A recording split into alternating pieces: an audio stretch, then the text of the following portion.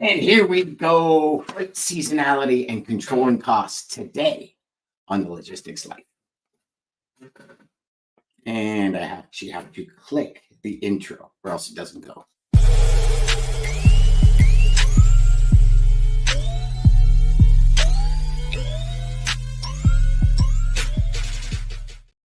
Dean, I feel like it's forever that we've been on this stage.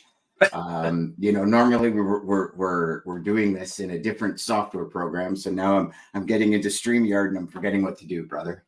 What can you say? That's what happens when you're live. You have no option but to leave it in. You know what I mean?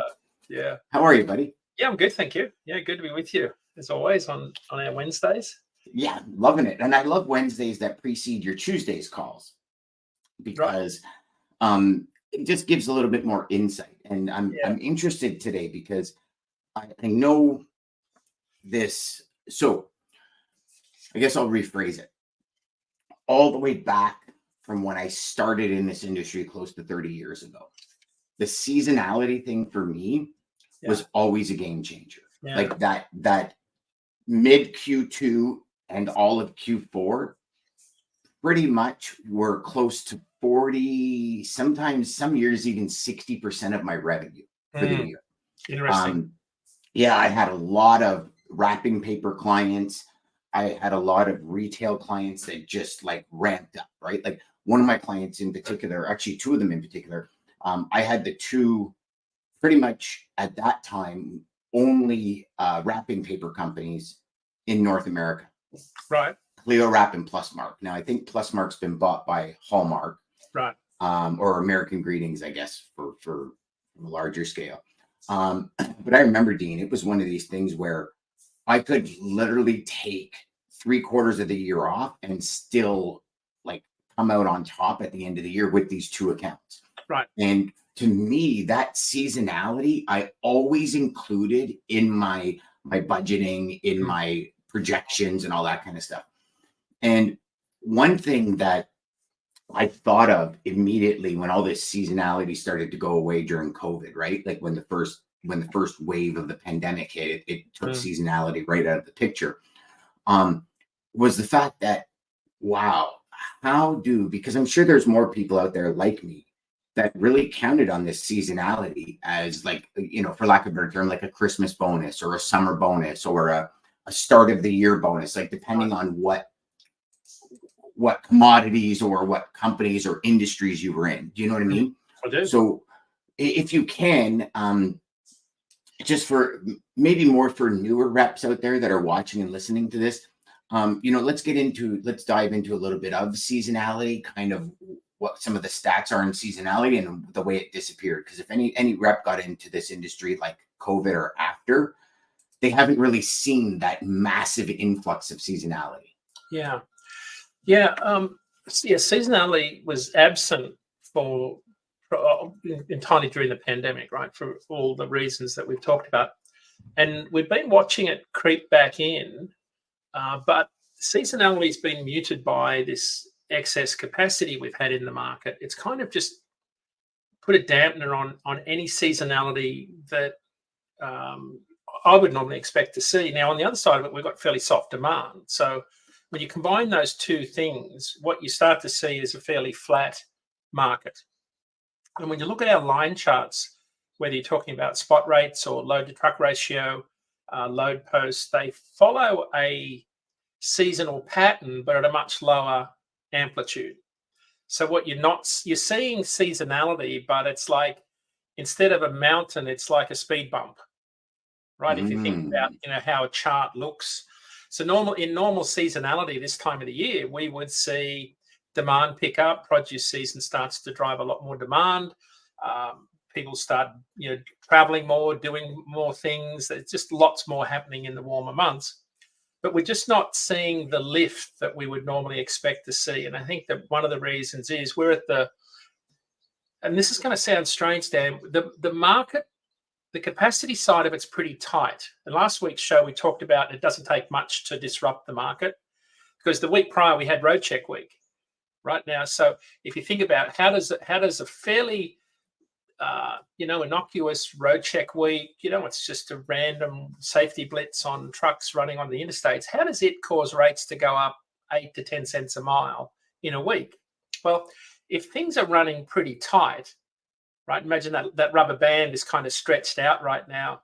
It doesn't take much for it to snap. And that's what happened during road check week. And it tells us that capacity is kind of at this bottom part of the cycle where it's starting to tighten, and it doesn't take much to really disrupt the market.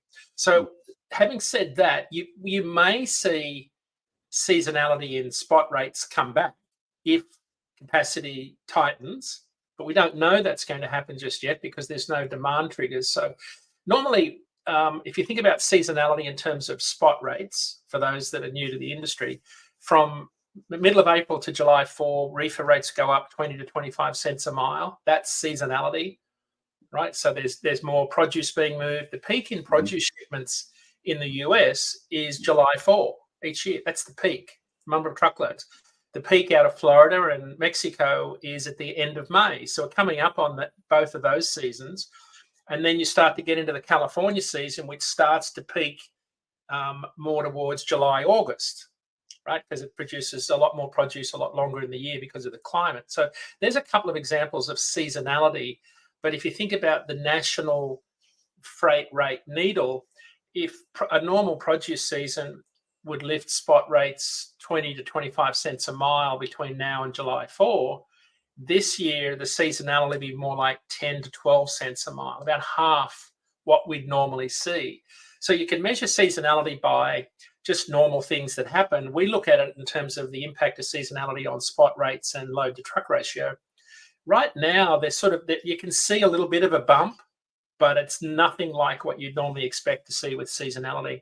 And I expect that'll be the same for the rest of the year, Dan. I think you'll see capacity remain. There'll be like we had Adam Wingfield on yesterday on our show, and he's a former owner-operator, fleet owner, and now a consultant to owner-operators and small fleets on how to run their businesses better. He said there are still carriers that are coming back into the industry seeing lots of opportunity because used truck prices are low. There's a number of other reasons, right? But that's one of the big things that's allowing them back in because there's so many trucks flooding the market. Used truck prices are coming down.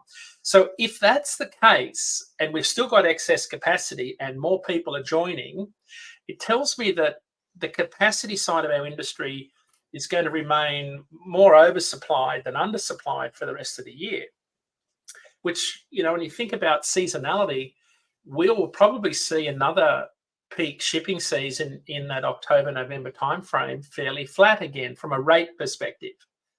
Like you can have more volume, but the impact on rates can be muted because you've got excess capacity. Yes. Okay. And I'm glad you made that because that was going to be my next question was,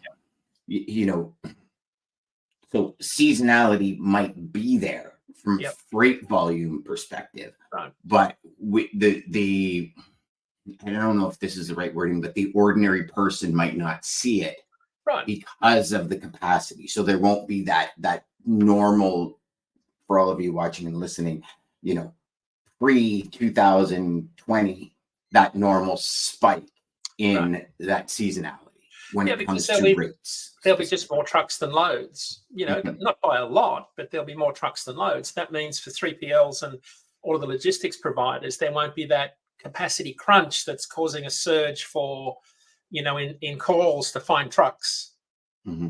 Now, there's also the flip side of that, right, Dean, is like you just said, there's one small thing can drastically change the market. So like if fuel decides, if there's any kind of more turmoil overseas or something and fuel decides to skyrocket, that could happen at the drop of a dime and everything changes, right? So, I mean, low, used truck prices are low. I mean, I know I'm working with a few people and, they're doing mostly inter-Ontario. And they know this is going to slow down come midsummer. So they're like, okay, well, I want to open a US division so I can utilize those drivers and do other things. So I also see a shift in asset-based companies saying, okay, we're doing only this. We need to diversify. We need to do this. And so they're actually on the used truck market at auctions and stuff, looking for the best price for used trucks, Right. to put them into the US.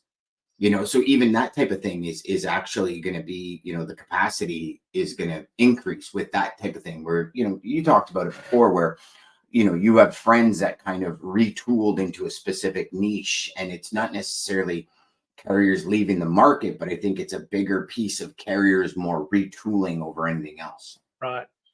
Yeah, it's a great point. And I think that the reason I mentioned Road Check Week, so if you look about seasonality, one of the things I watch are the number of load posts that brokers post on our load boards, because it's a proxy for demand and tightness of capacity. So load posts in dry van went up 33% week over week.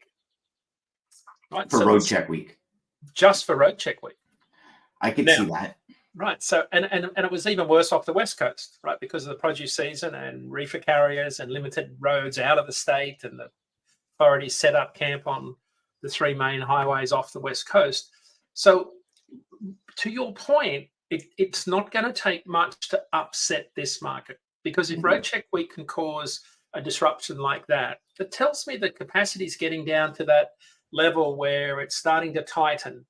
And if you think about NOAA's Atlantic hurricane season forecast, which starts on June 1st, the hurricane season, all 3 reports, NOAA, Colorado State University, and AccuWeather, are all talking about a supercharged hurricane season, a rapid transition to La Nina, more wind shear, the highest number of named storms, I think they said ever, or certainly since 2010. So that are coming this summer. Yeah, so there's a supercharged hurricane season on the way, and like an 80% chance that it'll be an above average season. So all the conditions are there for market disruption, and people say, well, that'll never happen. And of course, Dan, we don't want it to happen. But remember 2017. Yeah. We were coming out of the 2016 freight recessionary period. Nothing like what we've seen now. But we had 2 Cat 5 hurricanes in September. Maybe in about 3 weeks, we had really 3 big storms. And that started this flatbed rate rally that lasted all the way through until the middle of the following year in 2018. But you might say, well, how does that change the whole market dynamic? Well, there's a massive rebuilding effort that goes on, right? And capacity still hadn't adjusted, and it was still trying to adjust. And then we had the rate rally in early 2018, changes in the tax code, accelerated depreciation. There was ELDs. so there was all sorts of crazy things going on that caused the market to become disrupted. And I think that the hurricanes then were a really good example of how tight or how much impact they can have on the national market, even though they're fairly isolated to a small footprint of the country. They're isolated though, but I mean, it's not just the rebuilding; it's the FEMA. Oh yeah. FEMA going in and consuming capacity from multitude of locations. Water out of one place, food out of another place, shelter out of another. Like there's all these areas that FEMA pulls from, right? And I think you're seeing it already, Dan. I'm seeing a lot of capacity tightness in the southeast already. I wouldn't mind betting that there's a lot. FEMA are already positioning inventory into those staging areas in those southern states. They like to get their goods within 4 to 5 hours of where hurricanes make landfall. So if you think about, Birmingham, Montgomery, Alabama, those sorts of places, you're pretty close to Savannah, Norfolk, Charleston, Miami, Houston. So that's sort of where they'll be looking. And it's already a tight region. The capacity in that region is already tight because the southeast is where about 60% of single family homes get built. It's where our biggest steel production is. So it's already a market that's primed for disruption. And when you have a 13-state region like the southeast start to get upset, what you see is an impact on the market that's substantial. Last week, Dan, the number of loads moved across that I think it's 13 states, I think I have on my average. In the southeast, rates went up 5 cents a mile week over week. The number of loads moved went up 6% week over week. So already starting to see some movement in the southeast. And I think what you'll see is as soon as the big box retailers and like Home Depot, Lowe's, etc., start to read about hurricane forecasts like that, you could almost see an inventory build happening ahead of that, right? Getting ready for it with things like plywood, timber, drills, all those sorts of things that rush off the shelf. I remember one study that was published by Walmart that sort of the top 3 things that get moved ahead of a hurricane or get purchased ahead of a hurricane were, I think it was, I think the plywood was 1, but Pop-Tarts was number 3. Pop-Tarts. Pop-Tarts. And it was kind of one of those bizarre things. You think, well, it's cellophane packaging, easily to eat, doesn't take up a lot of space. Like, because if you think about running out. That's true. Yeah, right? That's true. Yeah. So I think there's just an example, I think, of what's moving at this point in time. So number I think 3 is Pop-Tarts. I can't believe that, Dave. I can't remember the other 2, but it was. So I think it tells us that the second half of this year could see some disruption. Honestly, we don't want that. Like, we don't want hurricane season to be anything like what they're predicting. But I think we didn't have a bad season last year. It was way under forecast. But I think everything's reversed when it comes to weather. And here's, like, we had the worst winter I've seen in a very, very, I can't even tell you when the last time I've seen a winter as bad as it was this year. Right. And when I say bad, everybody understand where I'm coming from a snowmobiler's perspective. Up in Canada. Yeah. But so it was bad. Now, everybody that is not a huge winter fan is like, this was an awesome winter. And it was. Like, if you look at weather-wise, the amount of times I had to snow blow, the amount of times we had to shovel, the amount of salt we had to put down, that consumption was way down. Right. Now, we look at the ramifications of that, right? So one major ramification of not having a severe winter is they've already said mosquitoes this year are going to be astronomical because the winter wasn't cold enough to kill off a lot of the larvae. So they survive, plus reproduce, so we're already seeing it. Like, there's on the side of my house, when I come through the one walkway, normally it's, the odd mosquito. I mean, it's swarms of them now. So we're already seeing that, right? Right. Secondary was that there's, like, I know for us anyways, a little bit of drought situation happening in certain areas in Canada because there wasn't enough snow to melt off to refuel. Then you have things like, counties ordering all this salt that they only used half of it. So which means next year, those sales are going to be down when they go to reorder salt. They're not ordering as much as they would normally order. Right? Now, counties, towns, cities spent less on snow removal. So there's a surplus in that budget, right? So there's pros and cons when we look at all of this. But for example, if you're an individual in logistics that works with cities to get new plows, new tires, new equipment for their trucks and plow, that's going to be down because they worked a third of what they would normally work. So there's, like, the weather can cause really, and I got to be, just understand when I'm saying this, I don't mean any ill on anyone, but sometimes we need that weather to be severe in order to kind of make a real shift in the market, right? Oh yeah, and the trade market, Interesting. Yeah, then I mean, we've seen impacts in the past, like the polar vortex event in 2021, right? 2021 completely disrupted the market. It never recovered. Like, it never went back down. It continued to go up. It just tightened capacity, disrupted the supply chain from then on. We already had a disrupted supply chain because of the pandemic, but it was one of those things that just accelerated the disruption. So I think it actually accelerated the disruption of anyone that had a pool or needed supplies for a pool even more than capacity. Because I mean, I know we were that was right at the time when we, like, literally 2 weeks before the polar vortex, we were like, okay, well, let's take the leap and put in a pool. Right.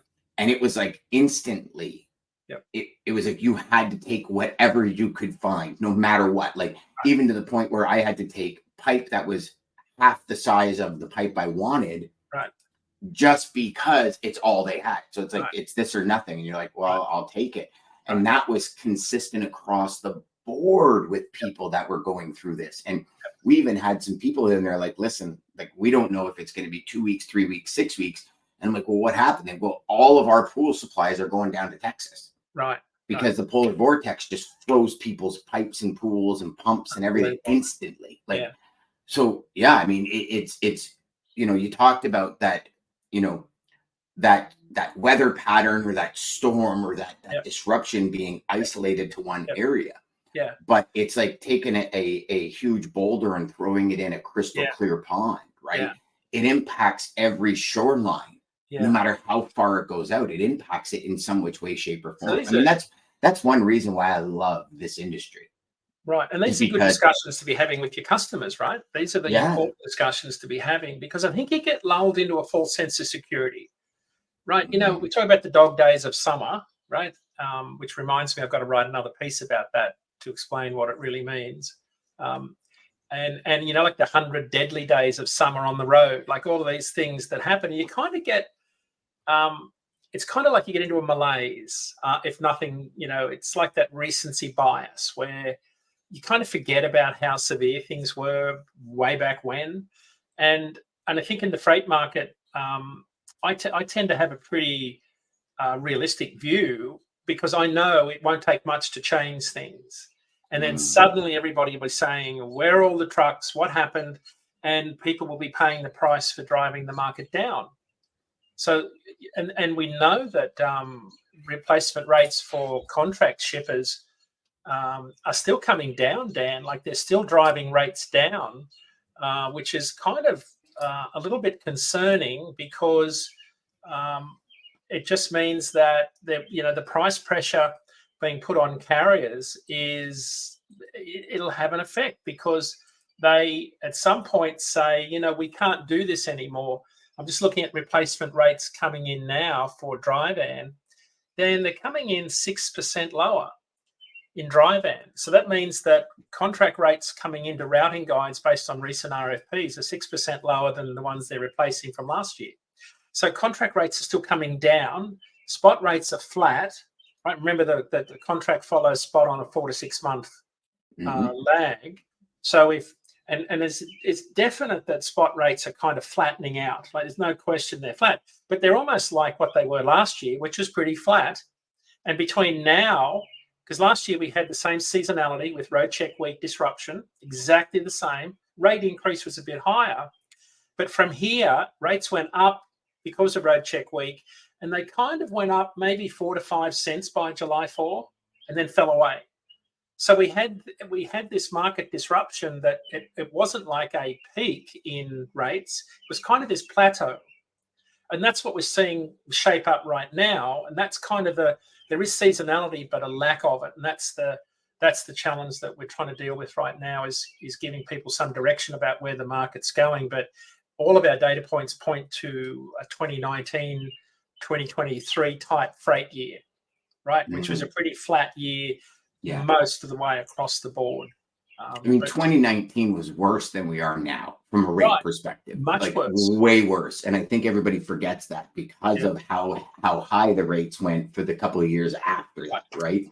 But, so remember, if you listened to Adam Wingfield, he was on our show yesterday, we're talking about this, and you've heard me talk about my theory based on some small data samplings and anecdotal reporting, that carriers made record profits during the pandemic, paid down a lot of debt. It's given them a much longer runway to run at lower rates this period.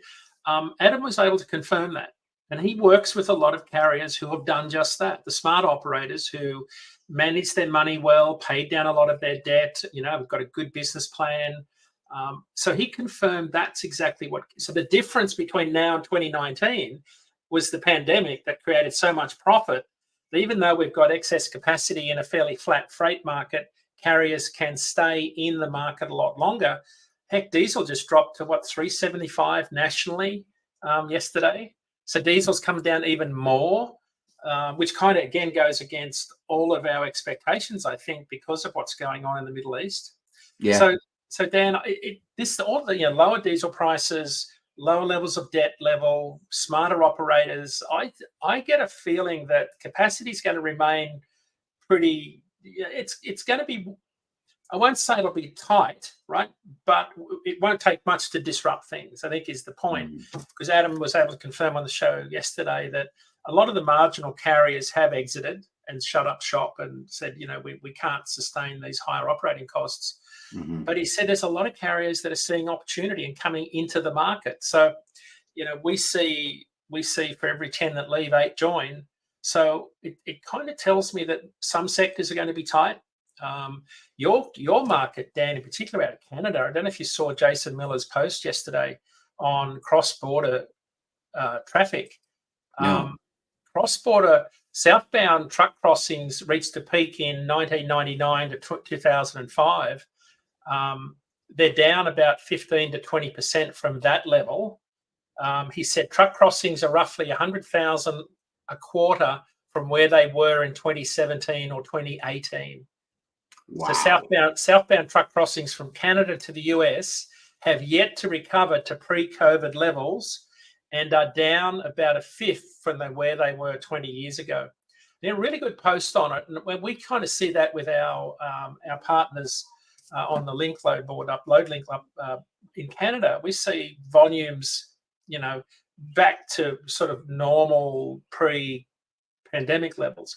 But I thought that was a really interesting data point. And he theorized a couple of things. Love to get your thoughts on it, but he theorized slower housing starts in the northern US, reduced demand for Canadian lumber, shifting center of gravity for motor vehicle production towards southern USA states, making Canadian auto parts less attractive due to longer transport distances. Yep. And third, continued competition from China likely caused some importers to shift from Canada sourcing to buying from China. Mm-hmm. So really, really interesting post because a lot of our carriers are cross-border carriers here in the truckload space, but you've got to have balance both ways, right? Because you've got to load. And I also think, and I'd be interested to find some data on this. So 2017, I guess. Yeah, probably 2016, 2017. So, 7 to 8 years ago. Yep. I noticed a switch from OTR to rail. Yep. The rail lines got better at their relationships from US, Canada, US rail transfers. I know personally, we were moving probably 15 loads a week out of the Savannah area. Right. We actually turned those loads into rail loads. Oh, wow. So what would happen is instead of getting out of the port of Savannah and cross-docking it and trucking it, it actually went on rail and came all the way up here. Yep. Not only that, we also did it to Ottawa from Georgia. And our savings from an OTR perspective, like for my client, were astronomical. And it really wasn't, so from Georgia to Ottawa was a day and a half to 2 days more. And here's the thing, when it's inventory, the only time it really comes into this, sorry, let me rephrase that. The only time I saw where it really came into this crunch was when it was month end and quarter end at the same time. Right. Month end, there was a little bit of flexibility, but when it was month end and quarter end, what we did is we pre-focused, like we pre-arranged it that those ones would go OTR. And so there was no possibility of getting stuck in a yard somewhere or whatever. But other than that, so you're talking 2 days a month, and maybe at the end of a quarter, maybe it was the last 4 days before the end of the quarter, because they had to get it into Ottawa and then redistribute it, right? But and I in speaking to a lot of people, and I one of my customers out in Minnesota is like, no, we're doing a ton of rail to Canada because it is way more economical. The delays are really not that bad. Where the inventory is not flying off the shelves for, you know what I mean? It's a steady flow. So we're staying ahead of it by about 2 weeks as opposed to months ahead of it. They've eliminated 1.3 million square feet in the US of storage. So they're like staying ahead of it, and that allows people to utilize rail a little more. I think, and I mean, obviously just my opinion, but I would be interested to see if there's some kind of correspondence with rail volumes and OTR volumes, and seeing where those two kind of either meet or exceed each other. Right. Dan, I mean, I keep trying to bring this back to people that are listening, thinking, what the heck does all this mean? And you've talked a lot about partnerships and, providing solutions, not being part of the problem, but, being part of the solution. And that's what our role is, to be solution providers, thought leaders, sponges for information, and really keeping our customers abreast of, what trends are happening in the market. And I saw a data point yesterday that I thought was really interesting. It was the American Chemistry Council Economic Sentiment Index, called the ESI. It's the first time I'd really dug deep into it, but it's a survey of all of the chemical manufacturers. So chemicals are used in almost every manufacturing process. Mm-hmm. So, tracking railroad chemical carloads is a really good way to figure out what's the demand for one of the primary inputs to, a lot of manufacturing, whether it be cosmetics or also, anything you can imagine that chemicals go in. The data points show that about 6 states contribute to about 66% of chemical production. Chemical carloads, according to the American railroads last week, were about 4% higher than last year. But the data point that got my attention was the Economic Sentiment Index for new orders for chemicals recovered in Q1, and about 60% of chemical manufacturers reported the volume of new orders had increased in Q1 24 versus the last quarter of last year. And they expect demand to strengthen and their company's activity levels to accelerate over the first half of this year. So I took that and I thought, wow, that's a really interesting data point that tells us that maybe we see the market start to pick up towards the end of this year, if there's some, more forward ordering and some more optimism on that side of the manufacturing, because that's what drives a lot of our truckload demand. Really hard to read the tea leaves though, Dan. Like, it's produce volumes are on par with last year. Truckload volumes are relatively flat compared to prior years. Jason Miller's truckload ton mile index hovering around 2018-19 levels. But we've definitely seen this massive correction from where the pandemic took us. Yes. Kind of in the start of 2022, we're back to where things would normally be in a soft freight market. And normal, of course, is a relative term given what we've been through. But we still have all of these trucks on the road, but high interest rates causing some companies, large carriers, to struggle to meet their financial commitments. I expect interest rates. The Fed's talking about maybe 2 interest rates cuts this year, maybe. So that could be the thing that causes capacity to tighten on the large carrier side, is the long lingering effects of higher interest rates on their cash flows and debt levels. So speaking of interest rates, it brings us to our secondary piece of today. That was a great transition, of cost control. I see it from a household perspective. Our mortgage is due in like 60 days or 30 days. And I'm literally, like, my message to my banker the other day was, what is the very last day before everything blows up that I have to do? Because I'm not wanting to sign anything until the very last minute, hoping something happens, just because interest rates have changed so much. Right. I had to re-sign my truck this year because I decided to release my truck. And I'll tell you, I mean, I've had it for 2 years. Normally, the 2 years that, you knock 30 grand off it, 40 grand off it, kind of thing. Yep. My payments.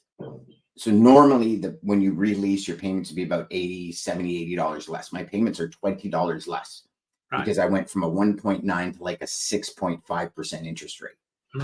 And I remember speaking to my salesperson. I'm like, I should have taken this but I was expecting the lightning to come in, right? And I didn't expect it to have all the issues it had. Right. So it was like, this truck was just the gap truck to get the electric truck I wanted, and everything's changed now just because of especially, and I can speak to Ford because I've done a lot of research, but just the batteries and everything, the supercharging, it's just not where it needs to be for what I need in my life, right? So and I've spoken to a lot of other people. I mean, I have a customer who his mortgage was due a year and a half ago, and he literally had to sell his house because overnight with interest rates, he couldn't afford his house anymore. Yeah.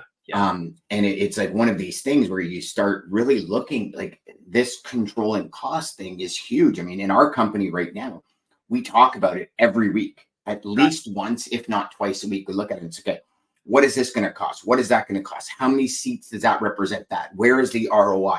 When is the ROI coming back? And I think this is becoming a bigger conversation. Like if we look at investors, for example, perfect example, right? You see that decline in investors. There was a point where they were throwing money at everybody. Now, even with the birth of AI and everything, you know, there's a lot of companies that are running out of money and they're having to liquidate, you know, and it's, I don't know. I don't know what the answer is. I'm not an economist. Yeah, good thing you're not. Should I make up a word for that, Dean? What do you think? I still struggle with geographicality. Can't get that right.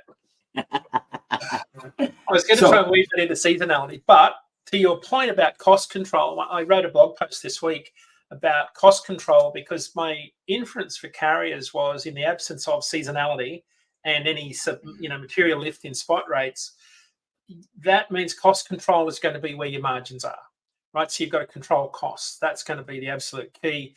Fuel's your biggest one. It's about 33% of your operating costs if you're a carrier. Brokers can help carriers work on this also because one of the biggest ways to save costs is slow down, right? So slowing down 10, if you slow down 10 miles an hour, you'll improve your fuel economy roughly from 6.5 to 7.5 miles per gallon. That's going to put about $9,300 on your bottom line, right? Just by slowing down to around 65 miles an hour. Now that's going to be hard. The interesting point that you say there is immediately when you say slow down, my first thought goes to, I get paid per mile. I want to go as fast as I can to get paid more. And again, please, if anyone's watching or listening, as a company driver, do I really care about that cost, or do I care about my miles that I'm getting? And I think that's, as an owner operator, right, you kind of got that juxtaposition where it's a fine line between getting where you need to go as fast as possible because you're still getting paid per mile, unless you're getting paid per trip, but you're still getting paid per mile, right? So it's that, like, if you're the owner operator going direct to the customer and all the rep, like Rico, right? So Rico, for example, he's going to slow down. He's going to maximize his fuel mileage because he's getting paid per trip. Right. So as long as he can still do the same amount of trips in a week, that slowing down is not an issue. But when you've got hours of service, when you've got, ELDs, when you've got strict mandates on different, you can drive now, you can't drive now, that 10 miles an hour on a 10-hour day is a lot of miles. Dan, it's considerable. And one of the things we see as diesel prices drop and become less of an issue, speed becomes less of a concern. Like, people do drive. So this is one of the unintended consequences of the ELD mandate, because now you're trying to compress, your day's work into a finite window of either 11 hours driving or a 14-hour clock. And it's so this is the trade-off. And I think and I wrote the blog post using Todd Amon's +1 - 10 theory or message that he has to all his owner operators. And I think this is not so much at a company driver who's not paying for the fuel, right? Because I think they're probably less concerned about that than an independent contractor who's paying out of his own pocket to fill that truck.